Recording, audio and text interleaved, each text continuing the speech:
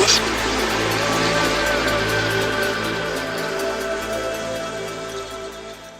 Hello, and welcome to Conversations with Dr. Greer. This is Dr. Stephen Greer, and I'm the director of the Disclosure Project and CSETI. And also, we're, of course, as you all know, launching this film, Sirius, which should come out in the spring of this year. So we're wrapping that up. And I'd like to thank the folks at the World Puja Network for hosting us here every 2 weeks to bring you up to date around the world with all the projects that we're working on. We have a new website where all these projects are being put under one roof, as it were, at least internet roof, and it's SiriusDisclosure.com. That's SIRIUS disclosure.com. So you can go there and see what we're doing with the film, see what we're doing with the new energy effort, disclosure, and the CSETI contact operations and programs. So I'm very excited today to have with us someone who is, I think, probably the most important and special guest I've ever had on this program. And he's a man of enormous integrity who has been involved and assisted with some of the very important work Disclosure Project has been doing, and has been a great friend and ally for over 20 years. In fact, I believe we met in 1991. And his name is Commander Will Miller. He's a retired U.S. Navy officer. He is someone who has worked very closely with me to help bring the information about the UFO and extraterrestrial issue to some of the highest-ranking members of our military in setting up briefings and meetings here in the United States. And he's also been, I think, the most important advisor to the project in helping us understand how the system works and what the reality is versus the perception out there in the public about secret programs, top secret programs, and as we'll get into, unacknowledged special access projects. So I'd like to thank Commander Miller for being with us today. Thank you, Will, for being here. Well, you're very welcome, Steve. It's a pleasure to talk with you. Well, why don't you? It'd be great if the folks listening would get a sense of the lay of the land. I think one of the things I want people to understand is how the government works, or as we get further into this hour, how the government doesn't work on certain issues, but how it's designed within the military and intelligence community in terms of classified programs. I wonder if you could just speak to that, because I know you have a great knowledge of it. Sure, and there are a lot of misconceptions about secrecy and classification, particularly when it comes to this subject. First, there are many folks that would say, well, nothing should be classified. The government should be able to open all of their files and give us anything we want. And obviously, there is a need for classification, legitimate classification, for some programs to protect national intelligence information and information, the disclosure of which would cause grave harm to the nation. We would not have wanted the Germans to get all of the information about how to build an atomic bomb. That could have been a grave problem in changing the outcome of World War II. But that said, you frequently hear folks talk about, well, this program must be above top secret. And actually, there are only 3 levels of classification in the military: confidential, secret, and top secret. Right. And those being made by an individual, by the classifier, based on certain criteria as to what kind of harm their release would cause to the government.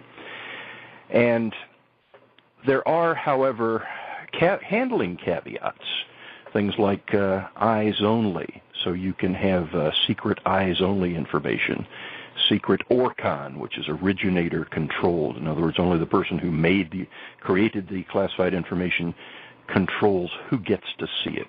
Right. Or ESI, especially sensitive information, or even no foreign dissemination.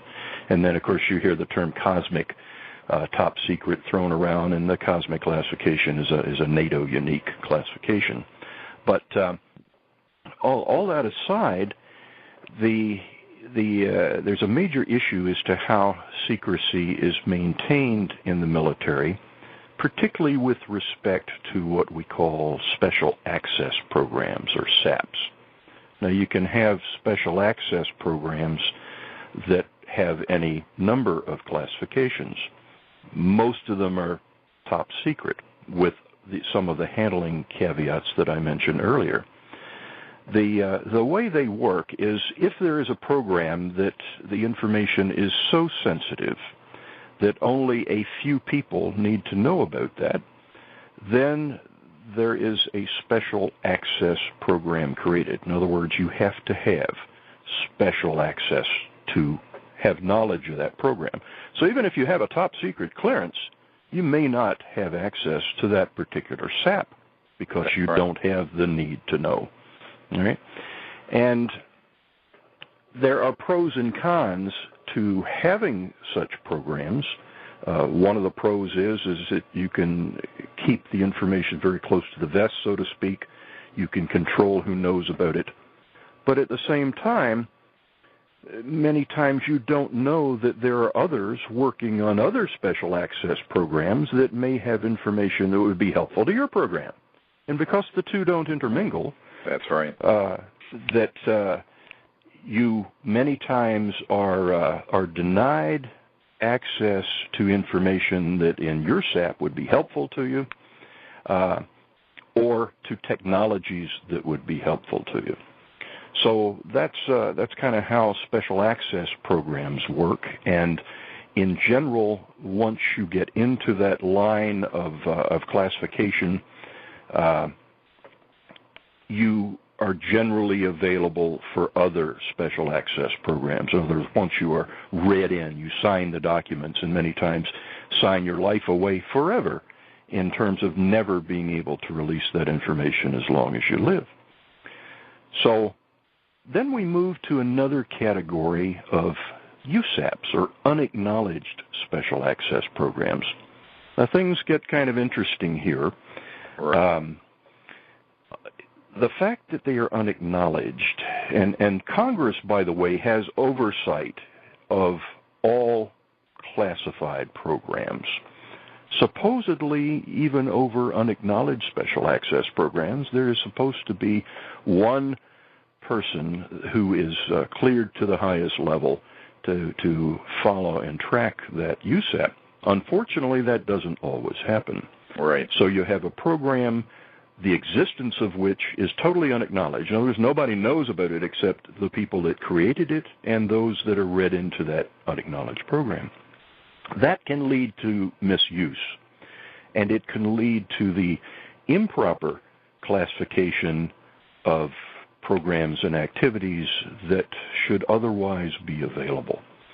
So it is within the area of unacknowledged special programs where we would most likely find information on the unidentified flying objects, extraterrestrial intelligence, and related technologies.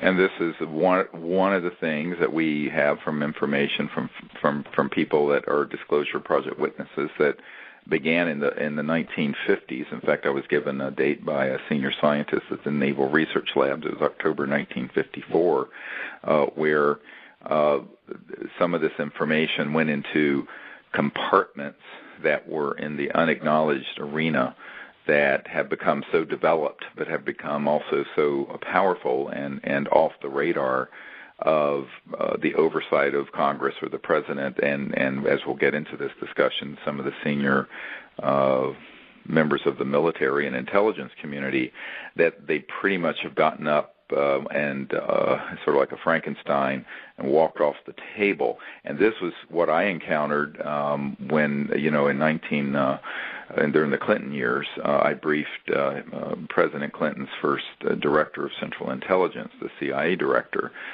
who informed me that he and the President had attempted to find out about this subject of UFOs and had been told nothing, and in fact had been told nothing existed or denied access. And subsequently, I know that someone who was encouraging me to begin the Disclosure Project back in the 90s actually admitted that subsequent to that and to my briefing, the CIA director, this is the man who works for the CIA, went over and began to discuss that problem of this sort of over-compartmentalization. And it harkens to mind what President Eisenhower said when he said, beware the military-industrial complex. And, of course, he was a very patriotic,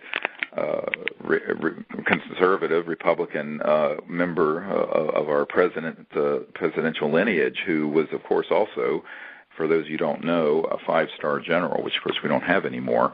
But and we don't have a 5th star for generals at this point. But Eisenhower, when he said beware the military-industrial complex, it is my understanding it was because it was between 1954 and the end of his administration in January of 1961, just before Jack Kennedy took office, that a lot of these programs really got legs, and it was because they figured out a great deal of the science and technology behind the energy and propulsion systems behind what the public would now call UFOs, although that's not what they were called back then. They were actually called flying saucers, extraterrestrial vehicles, et cetera, and so on. So that's just some background historically for people to understand, how serious the issue has become. Yes, and as you mentioned, many of these special access programs, and particularly unacknowledged special access programs, who draw their money ultimately from the taxpayers. It comes through the defense budget.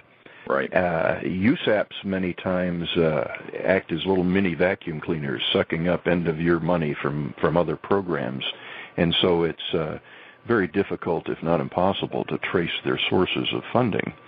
But when you get into the subject of UFOs and extraterrestrial intelligence, there are two perceptions in the public. One is that, the highest leaders in the military obviously must know about this, right, and must have access to all information. And what we have found is that is absolutely not the case. In fact, to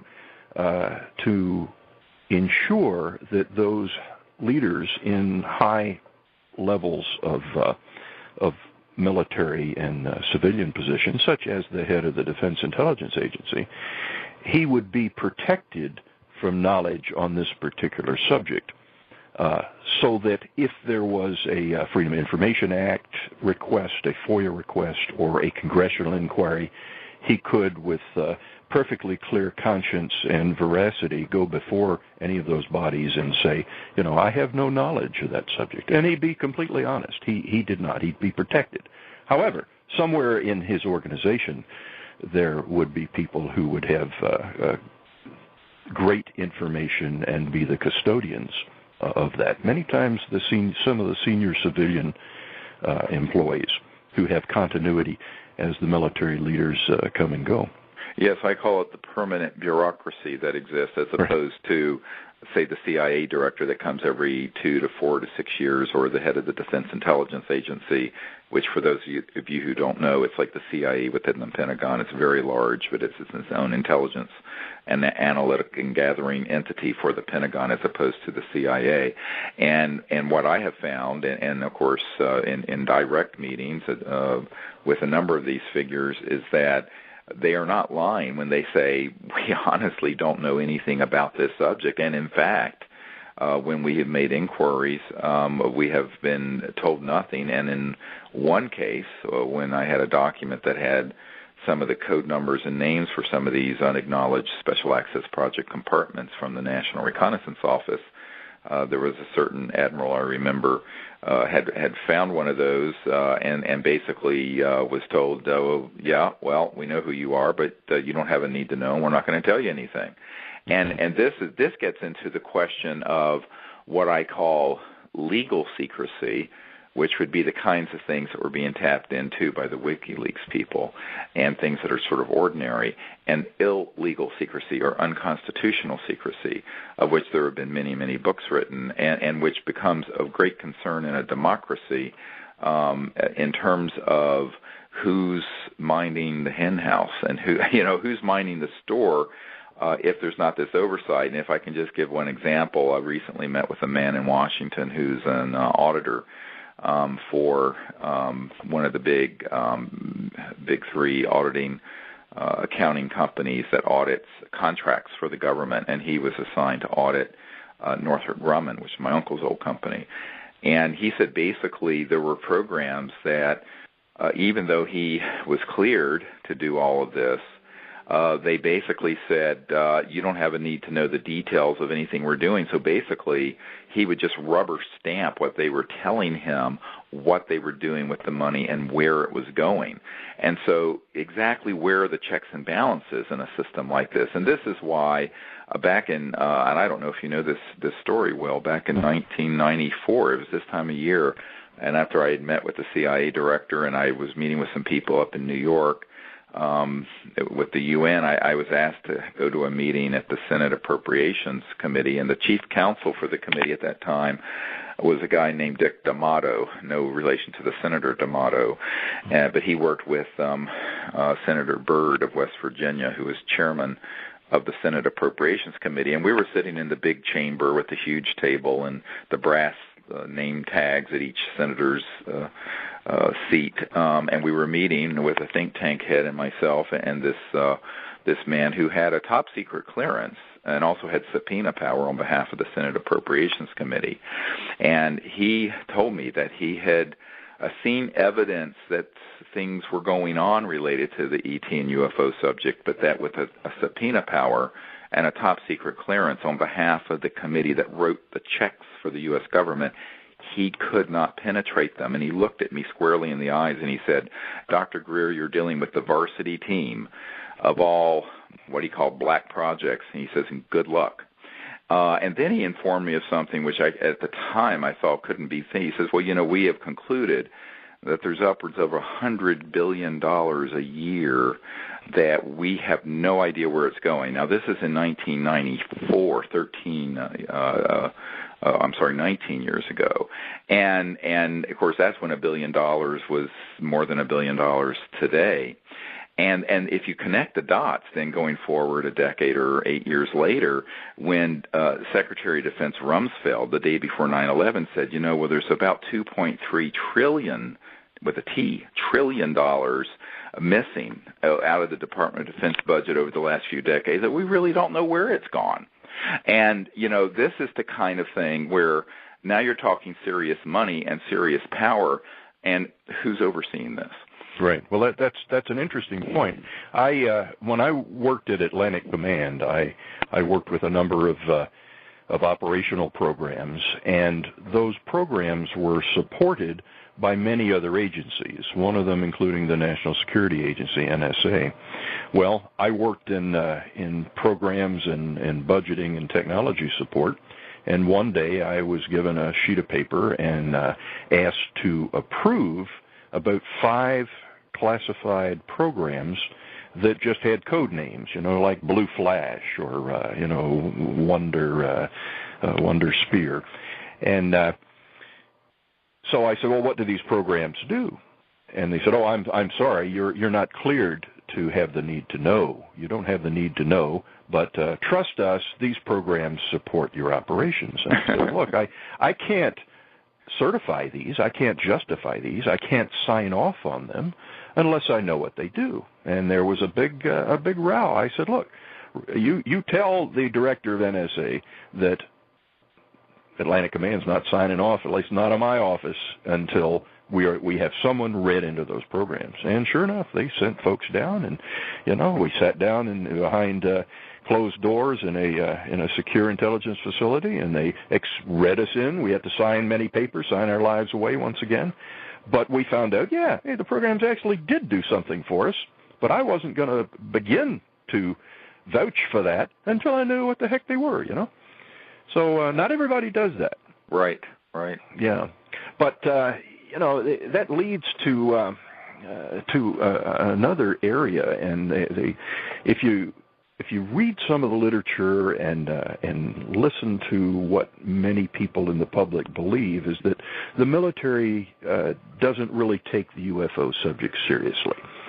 And it has been my experience, and yours as well, that they take it very seriously. Oh, yeah. In fact, I'm going to talk about some specific examples, if you'd like, about meetings that we have had where the subject has come up and there has been not only great interest but great discussion. I thought I'd start back in '89. I don't know I've ever mentioned this particular situation to you. I worked as a liaison to U.S. Space Command and had the chance to spend about a week inside Cheyenne Mountain. It's called a Cheyenne Mountain Air Force Station, even though it's in the heart of a mountain. Right. With lakes big enough to water ski on, the vault doors, the 3-story buildings on springs, a little rock and roll in World War III, they hoped. At any rate, we had access to the large tracking consoles in the Space Command Center there. And there were 54 categories of objects that were tracked. And the Navy Lieutenant Colonel who was taking us around had top secret compartmented access clearance. He could basically talk to the Almighty, And he said, "Is there anything you'd like to see?" I said, "Well, I see you've got a button here. You press that, and it says foreign airline." So he pressed the button, and sure enough, I always saw the Lufthansa flights going into New York, and it was very interesting. He said, "Anything else?" I said, "Well, yeah, let's look at 54, category 54, UFOs." And so he pressed the button on the console, and immediately was displayed access denied. Wow. And I just thought that was really interesting, because here was a guy who supposedly had clearance to look at anything, and but not this. Not that. That's correct. Right. Yeah, we can move on to a few years later in '92. I had the chance to talk with the then Director for Intelligence, the J2 at Atlantic Command. And this was just an informational briefing that I was giving him as a courtesy to let him know some of the work that CSETI and had been doing worldwide on the subject. It was something I thought he would not generally have access to, even though he was a Director for Intelligence. And we got to talking about he was also a submariner. And I asked him at one point, I said, "Admiral, have you ever come across any information from submarine intelligence units of large aircraft carrier size underwater objects going at speeds approaching Mach?" And of course that's quite an unusual occurrence. And he looked at me, he said, well, there's some strange things reported from time to time, but there are always those computer glitches. And then we just went on to something else. I thought that was kind of interesting. Yes, right. Yeah, that's right. Oh, that's an anomaly. We won't talk about that one. Yeah, right. Yeah. It's there may be such things happening, but obviously that's just a computer glitch. Right. We have one of our disclosure witnesses who was actually on a submarine when they went out on a mission, and there were a couple of underwater of these objects their mission really was to go under and track, but they used the euphemism magnetic anomalies underwater, and so they went and so they were looking for these magnetic. Sure enough, one of these things came by, and there were then two, and they got on either side of this nuclear submarine and took its drivetrain offline. Basically, they couldn't go up, down, forward, back, nothing. And at one point, they tracked one of these objects going underwater at 450 knots. Now, to give you an idea, that's basically the speed of a jet in the air, but this is in water. Which is 1,000 times denser than air, or whatever it is. But he said with no wake. Yes. So the way these objects operate, it creates a space-time bubble that it moves through that doesn't then disturb the water or the air. And he said that's quite obvious. It was quite fascinating.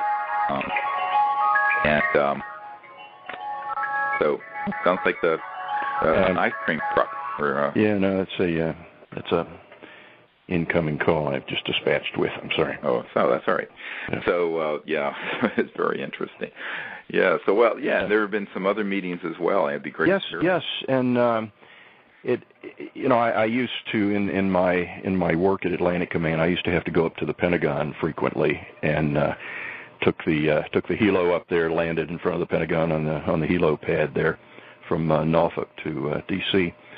And I would generally stop in to see a former director of intelligence that we had, and he was now the Joint Staff Deputy Director for Intelligence. And so I made an appointment to see him, and I thought it was about time that I brought up the subject of some CSETI work, particularly because when I was working at the time as your military advisor, we were trying to find someone in Department of Defense with whom, or some entity in DOD, with whom we could deconflict any field operations we were doing, because at the time DOD was doing a lot of counter-drug operations things, and here CSETI had teams of people out with high-powered lights and lasers, and we didn't want to interfere with any government drug bust and let them know about what was going on. So I talked to the Admiral. I said, Admiral, on another subject, suppose that there was a group of retired and active duty military, former astronauts, senior technical people, and other civilians who were in fact doing field work, communicating with and vectoring in extraterrestrial spacecraft, and they wanted to deconflict those operations with DOD. Who would they talk to? Just hypothetically, of course. And the Admiral's eyes narrowed, and he looked at me and said, this isn't hypothetical, is it, Will? I said, well, sir, honestly, it's not. He said, I used to know who those people were that you would talk with. Give me 24 hours, and I'll get back to you. So I went back to Norfolk, and sure enough, the Admiral's aide called me. He said, here's a number for a lieutenant colonel in the Air Force Intelligence Command at the time, called AFINT, and call him, and he will begin to put you in touch with some folks. So I called this colonel, who, when I got him on the phone, assured me he was very uncomfortable and not at all happy about being directed to talk to me on this subject, but that I was to call the director of the Foreign Aerospace Science and Technology Center, FASTIC at the time, out at Wright-Patterson Air Force Base, and I could go from there. So I called this bird colonel out there, and as you may remember, we set up a meeting, you, me, and I think it was Dr. Scott Jones at FASTIC, Foreign Aerospace Science and Technology Center, to brief them and on what CSETI was doing, and also to ask if there was some entity with whom we could deconflict our operations. And that meeting was very interesting. Oh, yeah. Because we gave them a couple of briefing books. The director was then transferred. He told me to contact his successor. He was transferred within 30 days, and basically the minutes of the entire meeting went into a black hole, into the Mathmos. So the information surfaced once again many years later, I understand, at White House staff. But I was pleased to be able to set up a meeting at the Joint Staff there, J2, the Director for Intelligence, back in '97. Yeah, and what Commander Miller is referring to is the head of intelligence for the Joint Chiefs of Staff, although they call it Joint Staff, right, at the Pentagon. Right. Yeah, and that was a meeting with you and me, and I think Ed Mitchell was there, right. Astronaut Ed Mitchell, among others. And the Admiral took this briefing with the same level of gravity and interest as he would any other national security, national intelligence matter. So when folks say that the military is not interested in this subject, that is obviously not the case and has not been our experience. No, and in fact, I remember that we were slotted for a certain amount of time, and he kept turning to his aide saying, cancel this, cancel. It kept extending because he had tremendous interest in what was being shared. Yes. It was also a little interesting aside. As I was leaving, the Admiral's aide turned to me and said, the subject of Majestic MJ-12 came up, and there's been a lot of debate as to, whether that's real, whether it ever existed. And he said, we know it exists.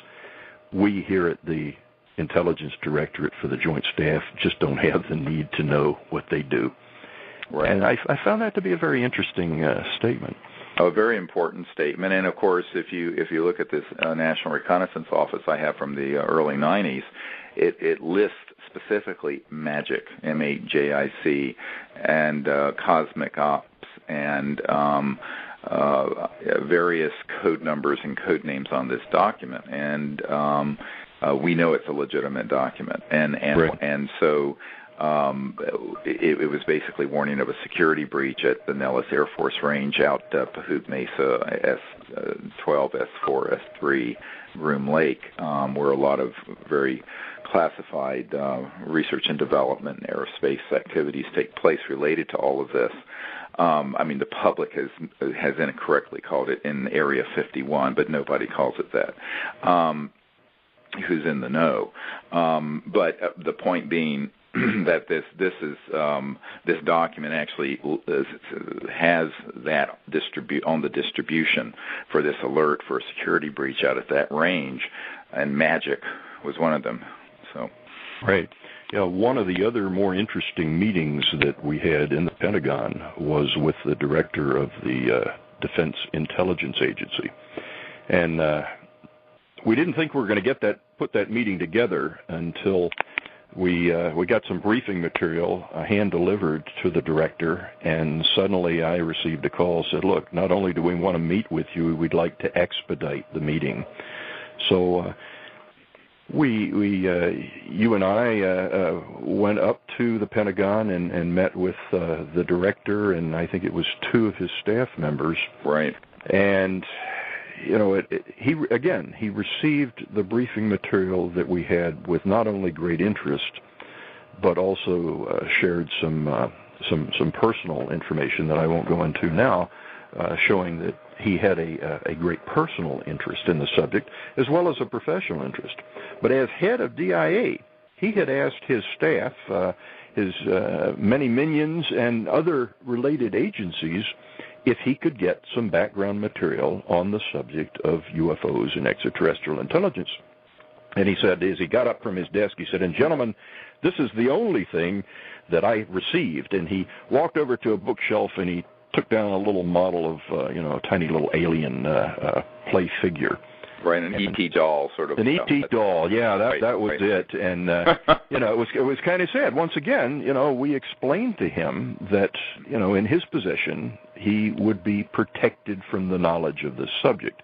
Right. That didn't go over very well, I might add. I do remember us commenting that, because I have a couple of disclosure project sources who have been tasked with this issue, and particularly have seen some of the images taken by some of our satellites or birds that we have up there of these objects.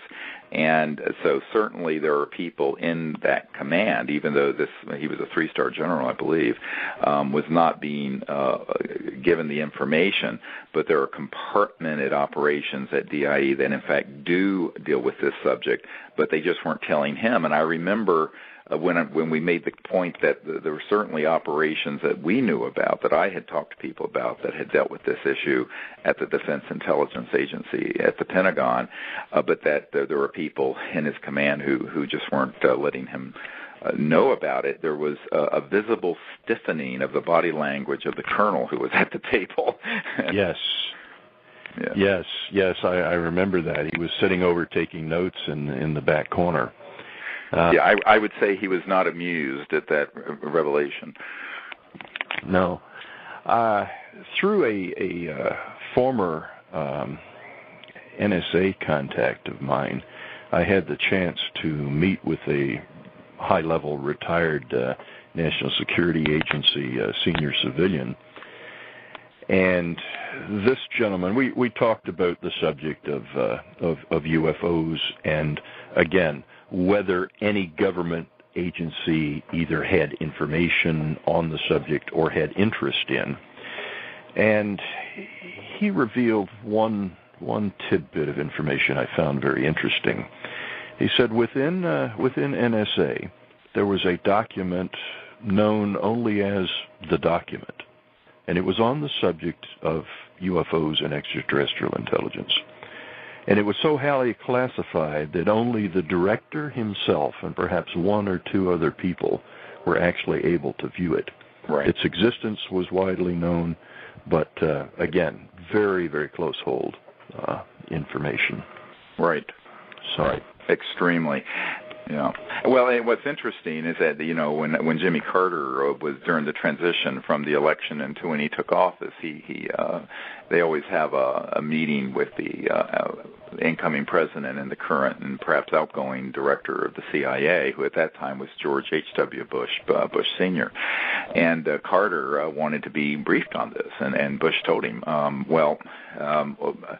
I am not going to tell you anything about this. And this is when Carter tried to set up the White House study group on the issue, and that was eventually shut down. And one of Carter's friends, Jimmy Carter's friends, in fact, we just saw Jimmy Carter, at the inauguration last week or 2 weeks ago, and he was at this time he was in Spain.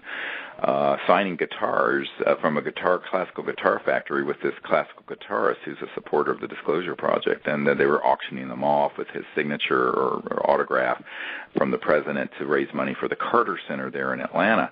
And afterwards, there were about 20 people at dinner, and the president was there, and someone said, what was it like being the most powerful man in the world? And President Carter said, well, I don't think I was that man. There were things that I didn't have access to that I knew existed and knew were going on. And someone said, oh, really? Things like what? UFOs, and with a sort of a chuckle, sort of a derision, sort of a ridiculing laugh. And Carter stopped them and said, yes, that and more. Yeah. And you could have heard a pin drop in the room, according to my friend who was there, because people at first thought surely the guy must be joking. He was not joking. And this is, of course, what we found with President Clinton, that, when Webster Hubbell, who was third in command at Justice, was tasked by the president to look into, he was asked by the president, this is in his book, you can read it, Friends in High Places, where he was asked by Clinton to look into two things. Number one, who really killed Jack Kennedy? And number two, what is this going on with UFOs? What are they and what's happening? Right. And Webster Hubbell basically came back and said, in the book he says, we were not happy with the answers. To people on my team, he said very directly, we knew we were being lied to and we're not idiots. But they never got any answers. And actually this is, I didn't know all that. I mean, you can imagine, here I am, I'm a 35-year-old guy or whatever it is, briefing a CIA director and trying to put together this best available evidence packet for the President of the United States. I mean, I'm working as an emergency doctor with 4 daughters and a golden retriever and a house. Right. I'm a little... Well, first of all, I have to say I was very skeptical when my point of contact to the CIA director sent me a FedEx saying, you will be the first person to brief the Clinton administration and the CIA director on this subject. And I just laughed. My wife and I looked at each other and said, what baloney? And I thought that I was being asked up there just to share what I knew, because they wanted to pick my brain like, spies like to do. But when we had the dinner and we had the discussion, it was clearly evident that the CIA director did not know and was being denied access, and he was very upset about it and very mad about it, and that this was something that was a complete breakdown in the constitutional and legal chain of command oversight, which is exactly what, go back 50 years, as Eisenhower was talking about in 1961 during his farewell address to the nation. And so you kind of go full circle, and it's nothing changes, it seems. But and actually, that was the impetus. I have to give people a little perspective. Between 92 or 3 and 2001, we did our best with the help of many people, but including and as one of the stars of this effort is Commander Miller here, who's on this radio show with me today, to brief the correct people in the Congress. I met with a number of chairmen of committees, members of Senate Intelligence Committee, members of the, all the ranks, foreign as well as domestic at that level, to encourage them to take the issue, investigate it, disclose the information, pave the way for peaceful contact with these civilizations, but also to pave the way for the useful energy generation technologies that had been studied and developed over the last 50 or 60 years to come out to benefit humanity.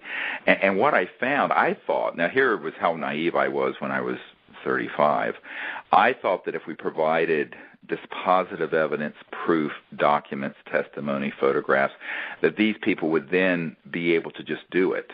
But that's not the case. Knowledge does not mean access. And exactly. it took me a long time to realize someone may know about the subject after we provide. They may even have project code names and code numbers that I can get to them. But that doesn't mean that that official or that president or that senator or whoever actually is going to be given access and control over that compartment in operation. Those are two separate things. And I remember a couple years ago we had a delegation come over from France. Yes. And these were actually quite high-level people, and one of them was very involved in putting together stuff for the French intelligence and Air Force and for their president. And it was kind of shocking to them to realize that you and I had these kinds of meetings over the years with people of that rank, admirals, generals, CIA directors, and that they didn't honestly know anything, and they weren't controlling these projects. And then I remember having to explain to one of them, look, we lose every year in our intelligence and Department of Defense and other related budgets, which is now going up towards $1 trillion a year, if you add them all together, Homeland Security, all that. Then we lose each year somewhere in the $100 to $200 billion that go into these compartments where no one knows where they're going, more than you or any other country in the world spends each year. So we kind of don't even know where that amount is going. That would equal the largest defense budget in the world if you were to look at the world totally. I mean, it includes China, Russia, and all of the countries in the EU. Yeah. So it was kind of an eye-opening but very disturbing experience for them, I learned. And excess of potentially misused riches, Yeah, but once again, this money doesn't fall like manna. It's taxpayer dollars. Taxpayer dollars at work on projects that could potentially benefit mankind. And there's the issue of technology transfer, Over the years, I have come to believe that there is some of that technology in use by Department of Defense. Oh, yes. I'll give a couple of examples. I had a friend, a former military officer who worked with me, and this fellow was pretty unique. He was on track to be a NASA astronaut, and then he had that greatest misfortune of all misfortunes as a test pilot to have more takeoffs than landings. You always want those two numbers to equal out. Right. And unfortunately, he was in a couple of really bad crashes, no fault of his own, equipment failures. And last one nearly killed him, so it also killed his chances of being an astronaut. But as fate would have it, they gave him another high-level position, and that was to go out to the famous Groom Lake facility, Area 51. And he was out there for several years. Right. Now, as we all know, most folks that work out there have signed their lives away never to disclose what goes on, and for better or for worse, and this fellow was no different. And over the 3 years I worked with him, and he knew my interest in things extraterrestrial and my work with CSETI.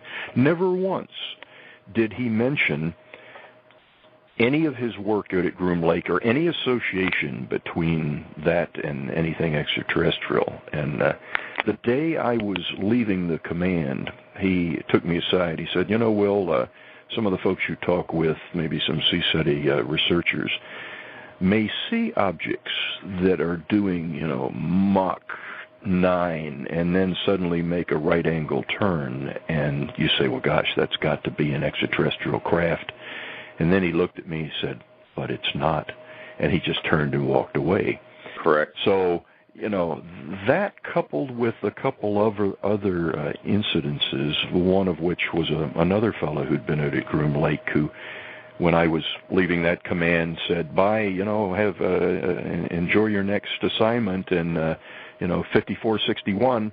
And I said, "Excuse me, what was that number, Bob?" He says, 5461. So it doesn't mean anything to me. He says, "That's the number of the program you were interested in." Right. And of course, as we talked earlier, most special access programs are either have a code name or in a budget line item just have maybe a 4 or 5 digit number. Right. So you add that, and then a final piece of data is a former director for procurement for the U.S. Army. And one late night on, I think it was a History Channel program about the Comanche helicopter, the follow-on to the Apache. Right. This gentleman who came on right at the end of the program, late at night, was only run one time. He said, the Comanche program is probably the last helicopter that the Army will ever buy. All follow-on craft will probably be anti-gravity craft. Well, that's just a statement to nearly blow you away from a senior procurement civilian across whose desk all programs would travel, to say that, one, we're already doing research and development on anti-gravity, or we already have it and we're just waiting to put it into a new craft. Right. And so, you add all those things together, you say, hey, there has been technology transfer, but has it benefited mankind in general? Absolutely not at this point. Should it? Maybe so. Right. And this gets into the whole discussion of what happened in October of 54, because between 1947, when we formed the CIA and the National Security Act and all that, and 1954, there were accounts in the mainstream aerospace literature about electromagnetic gravitics, high voltage systems causing a reduction in mass and weight, et cetera, and so on. All of that went black, as it were, in October of 1954. It's my understanding it did because they figured out enough of it that they knew they were going to be able to make it operational, and that by the late 50s and early 60s, we had things up moving and flying around using that kind of technology, and now we're in multiple generations since then, because we're talking, 60 years later almost, certainly more than 50 years later. And so that is something that I've had confirmed to me from multiple independent corroborating sources. And so I tell people the good news is that these new energy and propulsion systems have been studied, developed, and already exist. The bad news, as Ben Rich alluded to, who is the head of the Lockheed Skunk Works, is that they're locked away in a black box, and it would take an act of God to ever get them out to benefit humanity. And I think that this is the big question: what comes out when? How can it be applied? And what are the defense applications for this? Because obviously, if you have an object that can go from here to Baghdad in 2 or 3 minutes. This becomes something that, if it was in the hands of folks who want to deliver a weapon here, would not be good. On the other hand, there are stationary technologies that have been developed for about 100 years that deal with new energy that would get us off of oil and gas and coal, which is creating an existential threat, not just environmentally, but geopolitically, as you have, people fighting in the South China Sea and what have you over oil reserves and supplies, and you have, billions of people in India and China who are now getting over 80% of their electricity from burning coal without scrubbers. Yes. It's just like the 1800s of the early Industrial Revolution. So, this sort of retardation of our technological evolutionary path that has happened because of the secrecy is something which is now becoming an existential threat to the Earth and to humanity. And so we're on the horns of a dilemma, which brings us to why we're trying to introduce all of this information in this film, Sirius. And I think that of course, you can only do so much in 2 hours in a feature film for the mass public, but I think that we want to begin to expand that dialogue with the public in a way that has never happened, which is why we're working on that. Yes. Well, even if you look at NASA's future programs, NASA's looking at all kinds of advanced propulsion systems, but wouldn't it be great if they could stop using 2,000-year-old Chinese rocket technology to launch rockets into space and have something that would be just a little more efficient, less polluting. You know, any person in the U.S. or any other country can look up in the sky on a clear day and see all kinds of vapor trails. Well, wouldn't it be great if that pollution wasn't up there too? Well, and that's I always joke with people because I deal with a lot of high tech folks, and I said, look, you have smartphones and fiber optics, but guess what? They're being powered off a coal-fired power grid, circa 1800s. Yes. The airplane you're flying in is jet engines, which were actually developed in the 1930s. And rockets, okay, you're a rocket scientist. That's Werner von Braun for Adolf Hitler and the Nazis from the 1940s. And you have nuclear power plants, okay, but that's splitting the atom to create heat. So you have a steam turbine. What you're doing is actually heating water, creating steam to turn a turbine the way the old choo-choo trains did with steam engines. Yeah. And except in the byproduct, you've got this radioactive waste that's around for about 50,000 or 100,000 years. So in reality, there have been no breakthroughs that are meaningful for energy and propulsion since the 1940s. Now we're talking 70 years, for crying out loud. So, we've been sort of locked in this, we're stuck in this sort of cul-de-sac or cesspool going around and around in sort of an early industrial model on energy and generation, and yet we have the internet and we have billions of people wanting to have refrigeration and transportation and travel. This creates a real problem because we're running up against what we can do. Well, I think we may have lost Commander Miller. I just heard a beep, and so he's no longer there. We're about up at the end of our hour. Let me just wrap a couple of things up. I hope people have enjoyed hearing this from our senior military advisor for disclosureproject.org and cseti.org. Commander Miller will be making an appearance in the film Sirius, which is a groundbreaking event. I also want to share with people that we have heard from the senior scientists who are analyzing the possible extraterrestrial body. We have had it confirmed that specimen is in the 5 to 7 year old range and is not a miscarried fetus or deformed fetus of any kind. And if it's 6 inches long and it's 5 to 7 years old, this is world news. The holdup on finishing the film Sirius is because of the complexity of trying to set up a experimental model for doing the genetic DNA testing, which is being done at one of the Ivy League universities by a very senior PhD scientist, one of the most preeminent geneticists in the world, and who has really doing a thorough job of this. And so as soon as he can complete some of his preliminary work, it may not be a complete genome, we'll get that information and his interview into the film Sirius, and then hopefully we'll be able to bring it out. We're looking for it to come out this spring, so stay tuned. So anyway, hope everyone has enjoyed this interview. I'd like to thank Commander Miller. Seems like we've lost him right at the end of the show. And also I'd like to thank the people at the World Puja Network for hosting us here every 2 weeks. So keep looking up and stay tuned to next time. If you want to go back to our new website where you can access all these different, it's a portal for all our websites. It's SiriusDisclosure.com, SIRIUS, like the star system, disclosure, all one word, .com, SiriusDisclosure.com. All right, thank you very much. Bye-bye.